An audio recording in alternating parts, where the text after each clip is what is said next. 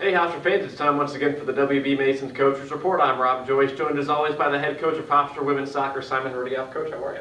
I'm good, Rob. Yourself? I am good. Win streak is now up to 5. You're 6-3 on the year. A 2-0 win at St. Joseph's over the weekend. What are your thoughts on the game?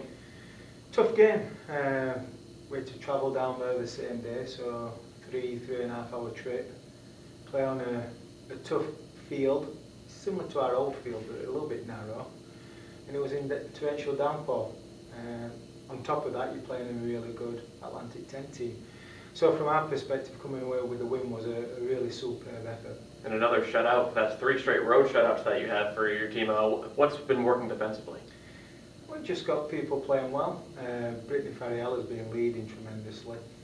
Kaylin's started getting her fitness back to where it needs to be, and Ruby's been standout. Mallory slipped into where Ingrid was, and we haven't missed a beat. And obviously with the senior leadership back there and the goalkeeping from Emily and Freddie, I think it's a solid back five. And when you've got a solid back five which play consistently together and get good run of games, the understanding's there, you're not going to give up many goals. And Frederica Merrick, is she starting to get more comfortable with each game that she plays in? Yeah, she's a very good goal. And like I've said this all along, she's a very good goalkeeper. Communication's getting better, confidence is getting better, and it leads to a good future for Hofstra. Now, in terms of that offensive connection, Leah Galton to Sam Scolarici, it's happened 5 or 6 times this year. Is it just a chemistry thing? Yeah, I don't want to tell everybody about it, but you know, Galton's a beast. We know that. I really believe she's one of the best players in the region, if not the country. And Sam Scolarici's just got a nose for goal, and she's playing really well. She's got a desire to score.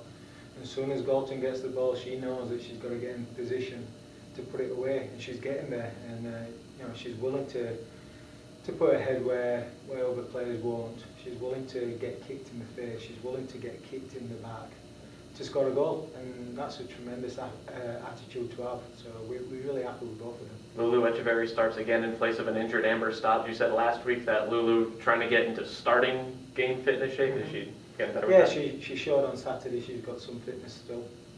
She still needs some work, but she's getting there. And you know, we never question Lulu's attitude or her passion. She's got it in bags full. She's probably the most passionate player on our team. You know, she's just got to sharpen up, get back to being a starter and understanding what role she has to play from that position, and hopefully move forward, and she's doing that. In terms of the midfield, Janine Maeda hasn't exactly scored as much, but still, how do you think that midfield is playing? Something that's not going to show up on the stat sheet.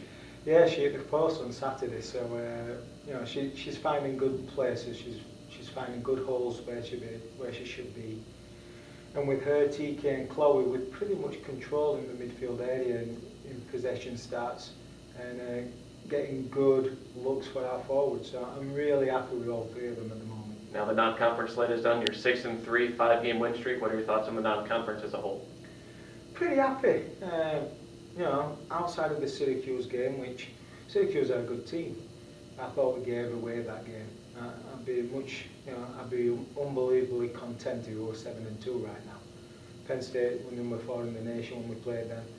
BC were a top 20 team. So you know, we're where we needed to be. We're where we want to be right now. We're confident. We're playing at home in the next 2 games, but we've got 2 really tough competitors to come in. So it's going to be an interesting weekend. With the start of conference play coming, does anything change mentally? Yeah, it's a new season for everybody. You know, the teams who haven't done too well in the non-conference, they're getting the spring of hope and energy that this is a start. Teams who have been playing well, it's almost, we've got to keep momentum, and teams are going to come harder, they're going to be more prepared. And then, you know, you've got to readjust your practice schedule accordingly. And with this team, we've got enough experience, enough enthusiasm, age, to know what to expect. So we'll be prepared. The conference slate starts Friday against UNCW. Last year, the most improved team in the nation. Played due to the overtime of the CAA final. What makes this team so special? Yeah, we both games we played them last year. I think we beat them 1-0 away with a Jill Mulholland kick from a corner kick with 2 minutes to go, and then we also beat them in double overtime. So we know Paul Kahn is going to get his team ready. he's almost a little bit like Braveheart in his passion and motivational technique. So he'll get them roused up, and they'll be fired up to players. And you know, it's a great start for our conference to be playing the second best team in the conference last year, getting to the final. So we're hoping that we can maintain that win and get through that game, because it's going to be a big game. And Sunday, a newcomer, College of Charleston, their first time seeing them in the CAA. What do you know about them? It's a good one. They're up and down. They beat VCU, which obviously Lindsay Vandersfield, my old assistant, was there. She's given me all word notes on College of Charleston, but they also had some tough losses recently against really good teams. So we don't know where they are. We don't know how good they are. We don't know what to expect yet. I think they're going to be surprised coming up to New York. I don't think College of Charleston's ever come that north to play a game. So I think they'll be in a little bit of an interesting place of mind, getting to New York and playing us on our field. So but Kristen will get them organised, and I'm sure they'll be ready to play. As defending champs, preseason #1, entering on a 5-game win streak, do you feel the target's on your back? I felt that all the time.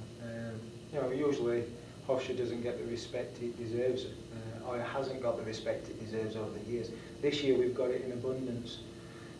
So yeah, we knew being voted pre-season was going to put a target on our back, and we know what to expect.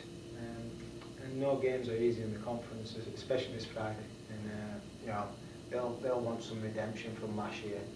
I'm sure it's going to be a battle, and the team who wants it more will probably win the game. What do you have to do on Friday in order to keep winning?